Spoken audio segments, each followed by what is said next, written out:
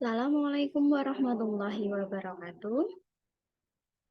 Pada kesempatan kali ini, saya akan menyampaikan komentar ataupun kritik maupun saran pada tugas elaborasi pemahaman mata kuliah pengembang kurikulum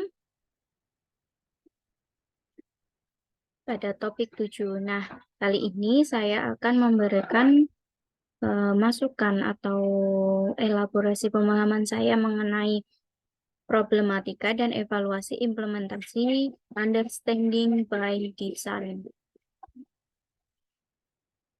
Nah, di sini saya Widya Listianingsih dari kelompok 4 akan memberikan komentar mengenai presentasi dari kelompok 5 mengenai problematika dan evaluasi implementasi understanding by design. Nah, di sini sudah ada presentasi, kemudian langsung saja ke poinnya yaitu problematika.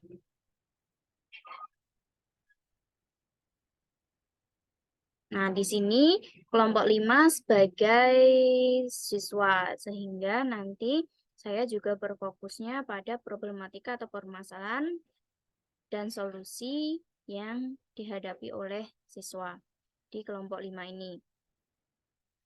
Sebenarnya dalam presentasi kelompok 5 ini sudah disampaikan dan saya mengapresiasi karena presentasinya sangat bagus dan menarik, juga sudah detail, di mana di sini sudah disertakan problematika itu tujuannya untuk apa kita menganalisis permasalahan seperti ini. Kemudian pada penerapan understanding by design atau UBD itu apakah kita mampu melaksanakannya dengan problematika atau permasalahan yang seperti ini. Kemudian di sini juga disampaikan secara detail presentasi kelompok 5 sudah bagus. Tetapi menurut saya hati-hati dalam menulis referensi. Di sini ada kata 6 passage, 2009. Biasanya kalau diletakkan di akhir ini, saya kurang paham ini merujuknya pada referensi atau sumber bacaan atau berfokus atau mengacu pada kalimat sebelumnya. Nah, padahal di sini ada 2009. Menurut saya, kalau itu adalah sumber, sebaiknya penulisannya tidak seperti ini. Karena saya baca di bukunya Greenwich Jeans and J. McTighe, itu bahwa 6 passage ini adalah 6 aspek dari pemahaman understanding by design. Jadi bukan nama penulisnya. Sebenarnya nama penulisnya itu adalah Greenwich and J. McTighe. Sehingga ketika menulis referensi mungkin harus lebih hati-hati. Kemudian di sini ada problematika yang dihadapi siswa dalam penerapan UBD dari kelompok 5 disampaikan ada 2. Nah, di sini saya juga setuju karena yang pertama itu peserta didik sulit beradaptasi untuk lebih aktif dan berpikir kritis. Di sini aktif dan berpikir kritis. Nah, di sini saya setuju karena kita tahu bahwa dalam penerapan understanding by design atau UBD menekankan pada pemahaman dan kelas yang interaktif sehingga ketika understanding by design ini diterapkan, kemungkinan peserta didik atau siswa ini masih sulit untuk beradaptasi dan peserta didik kita belum sepenuhnya memahami high order thinking skill atau pertanyaan-pertanyaan HOTS. Nah, mengapa saya setuju? Karena di sini ada lagi permasalahan yang saya ingin tambahi, yaitu satu, kendalanya juga minimnya referensi, baik dari buku teks, e-book, atau internet yang membahas mengenai understanding by design, sehingga kurang mendukung guru, siswa, dan pihak sekolah mengonstruksi pemahaman tentang kurikulum UBD itu sendiri. Nah, mengapa saya setuju? Karena menurut referensi yang sudah saya baca, yaitu buku dari Grant Wiggins dan J. McTighe itu pada tahun 2005, halaman 303. Di sini ini adalah buku yang saya buat referensi dari Grant Wiggins and McTighe. Nah, pada halaman 303 ini chapternya tentang yes, but, bla bla bla. Nah, di sini sudah saya highlight bahwa ada argumen atau penelitian yang mendukung pandangan our view. Our view itu pandangan kami mengenai kurikulum UBD atau Understanding by Design ini sambil memeriksa 3 kesalahpahaman utama yang sering menghambat atau mengganggu informasi menyeluruh terhadap kurikulum ini. Nah, dijelaskan mengapa masing-masing adalah kesalahpahaman dengan membongkar asumsi implisit. Di sini asumsi implisit dan dipertanyakan yang mendasari ya, tetapi kekhawatiran dan menawarkan bantahan yang ramah namun tegas.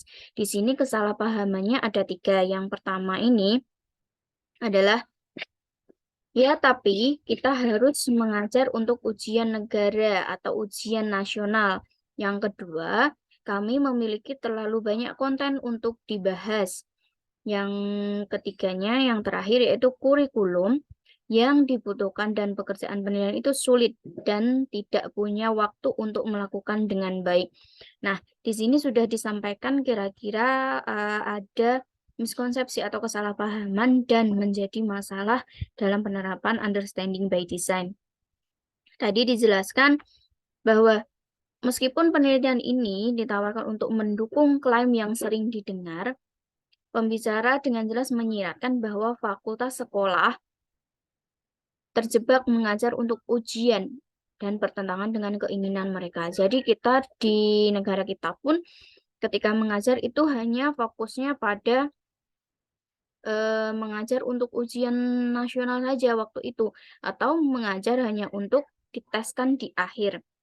Nah, itu sebenarnya bertentangan. Sehingga implikasinya tidak ada waktu untuk instruksi yang mendalam dan menarik yang berfokus pada pengembangan dan pendalaman pemahaman siswa tentang ide-ide besar. Juga tidak ada waktu untuk penilaian kinerja.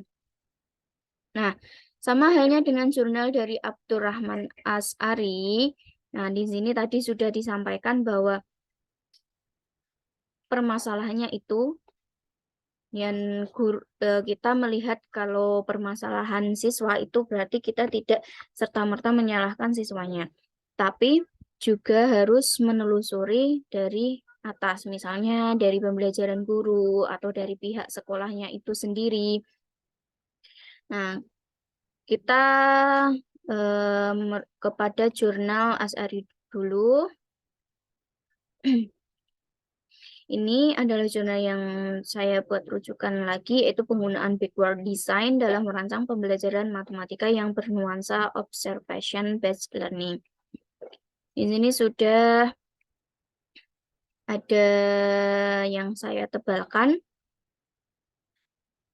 bahwa ini siswa yang gugup. Jadi ada 2 jurnal yang menyatakan bahwa ketika siswa itu gugup karena evaluasi atau tes biasanya kita dulu seringnya ujian nasional karena kita sudah tidak ada sekarang.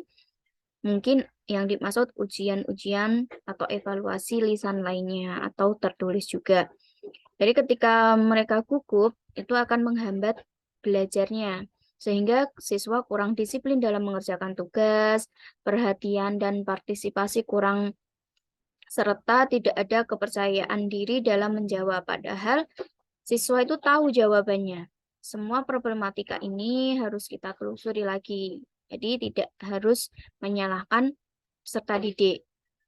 Apakah evaluasi dan refleksi pembelajaran dari guru itu sudah dilaksanakan dari sekolah itu sendiri?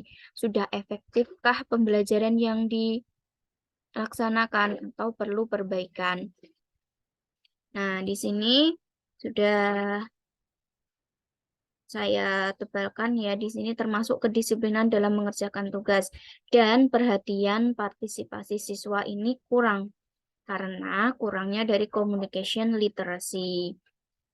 Nah, di sini juga ada referensi yang selanjutnya, yaitu biasanya kalau kita menelusuri dari guru, biasanya guru itu kurang menguasai pelajaran, kemudian sehingga membuat peserta didik itu bingung dan kewalahan menjawab pertanyaan. Kemudian guru kurang menguasai kelas sehingga siswa itu betul-betul yang ingin belajar itu merasa terganggu. Kemudian guru tidak menggunakan alat peraga sehingga memaksa siswa itu untuk berpikir verbal. Nah, jadi memahami pembelajarannya itu kurang. Nah, ini adalah permasalahan yang disampaikan oleh Ahmad Riyadi. Kemudian kita kembali pada problematika ini. Jadi penelitiannya Smith, Lee, and Newman jadi menyarankan kelas interaktif. Jadi karena ada permasalahan ini tadi yang sulit beradaptasi, kurang aktif, kemudian kurang berpikir kritis. Nah, dari sini penelitiannya Lee, Newman itu memberikan jawabannya.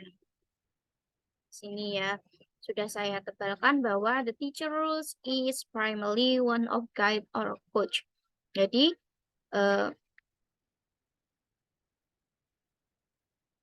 ini guru sebagai pelatih dan juga sebagai pemandu. Nah, guru menggunakan bentuk instruksi menciptakan situasi di mana siswa itu mampu mengajukan pertanyaan. Kemudian mengembangkan strategi untuk memecahkan masalah dan berkomunikasi satu sama lain. Nah, di kelas itu menekankan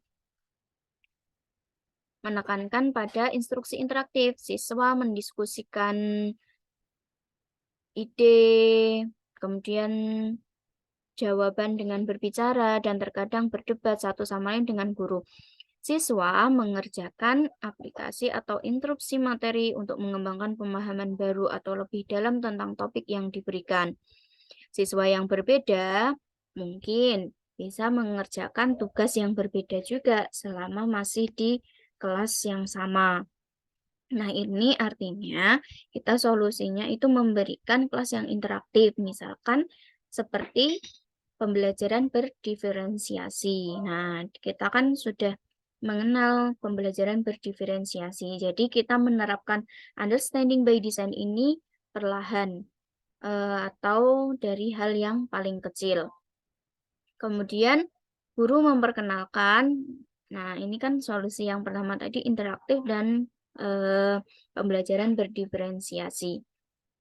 Kalau di kelompok 5 ini ada solusi yang diberikan itu ada 5. Nah, di sini guru mencari sumber dan harus mengembangkan perangkat pembelajaran sesuai dengan kebutuhan karakteristik siswa dengan didukung penerapan kerangka UPD dalam pembelajaran. Mungkin bisa, tetapi lebih ke hal yang kecil dulu. Misalkan pembelajaran berdiferensiasi dulu. Kemudian yang kedua, sebagai peserta didik sendiri dapat mencari referensi sumber. Nah, padahal di sini itu kita menjadi masalah karena sumber referensi dari kurikulum Understanding by Design itu kan belum banyak. Jadi saya kurang setuju di sini. Karena peserta didik itu harus kita komunikasikan dulu kurikulum Understanding by Design itu seperti apa. Jadi diterlibatkan. Baru nanti dalam pembelajaran mungkin mengonstruksi pemahaman peserta didik ini mencari sumber yang lain. Kemudian dan juga peserta didik harus mampu berpikir kritis. Nah, ini caranya seperti apa? Memang ini harus ada solusi. Jadi berpikir kritisnya dengan cara apa? Tidak mungkin peserta didik itu berpikir kritis hanya mencari sendiri. Nah, tetapi kita libatkan guru tadi dengan memberikan fasilitas kelas interaktif atau mengajak peserta didik itu selalu melakukan refleksi, evaluasi, jadi ada komunikasi, dan guru itu harus memberikan video atau mungkin pengamatan yang sedemikian rupa untuk memantik pertanyaan yang sifatnya itu investigatif, sehingga membuat peserta didik untuk berpikir kritis. Nah, ini saya hanya menambahi. Kemudian guru membiasakan penerapan UPD dalam pelajaran agar siswa menjadi terbiasa dalam metode kerangka tersebut,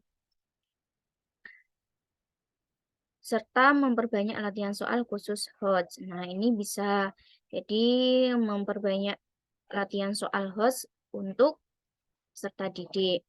Kemudian solusi yang juga saya sarankan itu tadi sudah saya singgung, memperkenalkan pembelajaran yang menggunakan kerangka UPD terlebih dahulu secara bertahap dan pelan-pelan, menuntun peserta didik untuk memahami apa saja aspek understanding by design sehingga peserta didik mampu berpikir perlahan namun paham tujuan understanding by design itu dulu.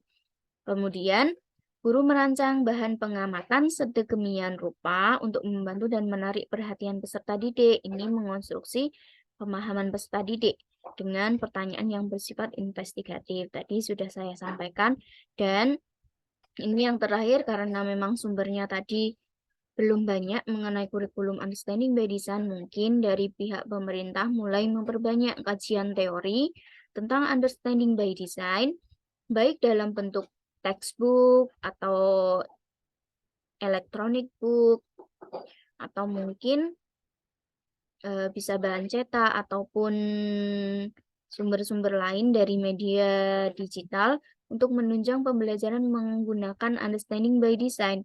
Atau guru bisa mencari referensi via internet untuk dikaji bersama rekan guru, kemudian dikomunikasikan dengan peserta didik. Jadi, di understanding by design ini sebenarnya bagus untuk diterapkan, namun kita tahu sekolah belum banyak yang menggunakan understanding by design, sehingga kita harus melakukannya secara perlahan, bertahap, dan dari hal yang paling kecil. Kalau bisa, kita mengajak komunitas atau rekan guru untuk mendiskusikan ini.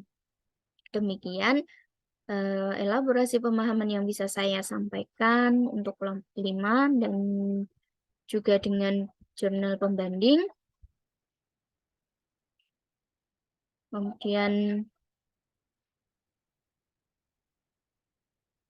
apabila ada salah kata, kemudian ada yang kurang berkenan, saya mohon maaf, dan wassalamualaikum warahmatullahi wabarakatuh.